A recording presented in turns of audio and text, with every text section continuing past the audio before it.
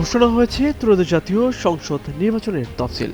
এর মধ্যে একে একে সম্ভাব্য প্রার্থী ঘোষণা করেছে বিভিন্ন রাজনৈতিক দল। তবে অপেক্ষার প্রহর যেন কাটছেই না বিএনপির মিত্রদের। এক যুগেরও বেশি সময় ধরে বিএনপির সাথে স্বৈরাচার বিরোধী আন্দোলনে রাজপথে সক্রিয় থাকা দলগুলো এখন তাকিয়ে আছে বিএনপির দিকে। আসন সমঝোতা নিয়ে সিদ্ধান্ত আসলেই পুরোদমে নেমে পড়তে পারবেন ভোটের মাঠে। যদিও বিএনপির পক্ষ থেকে বলা হচ্ছে খুব শিগগিরই এ নিয়ে আসতে যাচ্ছে চূড়ান্ত সিদ্ধান্ত।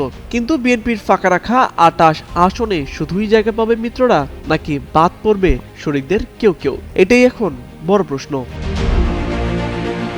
আসন বণ্টন নিয়ে সৃষ্ট মতবিরোধ দ্রুত নিষ্পত্তির জন্য যুগপৎ আন্দোলনের শরিক দলগুলোর সঙ্গে বৈঠক করেছে বিএনপি। বৃহস্পতি ও শনিবার গুলশানে বিএনপি চেয়ারপারসনের রাজনৈতিক কার্যালয়ে ২ দফায় এই বৈঠক হয়। ২৮ ডিসেম্বরের মধ্যে শরিকদের আসন সমঝোতার বিষয়ে চূড়ান্ত ফয়সালা হবে, এমনটাই জানান সংশ্লিষ্টরা। নেতারা জানান, এর আগে প্রতিটি দল ও জোটের সঙ্গে 1-to-1 বৈঠকে বসবে বিএনপি। সবকিছু ঠিক থাকলে ১৯ কিংবা ২০ ডিসেম্বর আনুষ্ঠানিকভাবে ঘোষণা দিতে পারে বিএনপি। বৈঠকে বিএনপি ও শরিক দলগুলোর উভয় পক্ষ থেকে বলা হয়েছে, নির্বাচন কেন্দ্র করে চারদিকে নানা ষড়যন্ত্র চলছে। নানা প্রশ্ন ও বিভ্রান্তির কারণে দলগুলোর মধ্যে ঐক্য বিনষ্ট হওয়ার সম্ভাবনা দেখা যাচ্ছে। রাজনীতিতে নানা মেরুকরণ হচ্ছে, সুতরাং বাংলাদেশে গণতান্ত্রিক প্রক্রিয়ায় উত্তরণ পর্যন্ত সবাই যেন ফ্যাসিবাদ বিরোধী ঐক্য ধরে রাখে। দেশপ্রেমিক ও গণতন্ত্রকামী দলগুলোকে ঐক্য ধরে রাখার বার্তা দেয়া হয়েছে।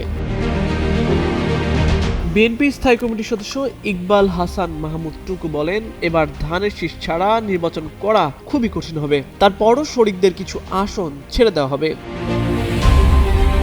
জানা গেছে, বৈঠকে যুগপৎ আন্দোলনে থাকা ৩৮টির বেশি দল ও জোটের শীর্ষ নেতারা অংশ নেয়। বিএনপির পক্ষ থেকে দলের দায়িত্বশীল ৪ নেতা, মহাসচিব মির্জা ফখরুল ইসলাম আলমগীর, স্থায়ী কমিটির সদস্য নজরুল ইসলাম খান, আমির খসরু মাহমুদ চৌধুরী, ইকবাল হাসান মাহমুদ টুকু বৈঠকে অংশ নেন। বৈঠক সূত্রে আরও জানা গেছে, তারা বিএনপির কাছে জানতে চেয়েছে নতুন রাজনৈতিক বন্দোবস্ত ও গণতন্ত্র উত্তরণে জাতীয় সরকার গঠন করলে তাদের ভূমিকা কি হবে। শরিকদের পাশ কাটিয়ে একলা চলন নীতিতে হাঁটতে চাইছেন কিনা। এভাবে চলতে থাকলে তো আগামী দিনে রাজনীতির মাঠে বিএনপি বন্ধুহীন হয়ে পড়বে। তবে গণতন্ত্র ও দেশের স্বার্থে বিএনপির সঙ্গে সম্পর্ক ছিন্ন করতে চায় না বলেও জানানো হয়েছে বৈঠকে। বিএনপির নির্ভরযোগ্য একটি সূত্র জানায়, মিত্র দলগুলোর সঙ্গে কোনো বৈরিতা রাখতে চায় না বিএনপি। তামজিদ মির্জা, যুগান্তর নিউজ।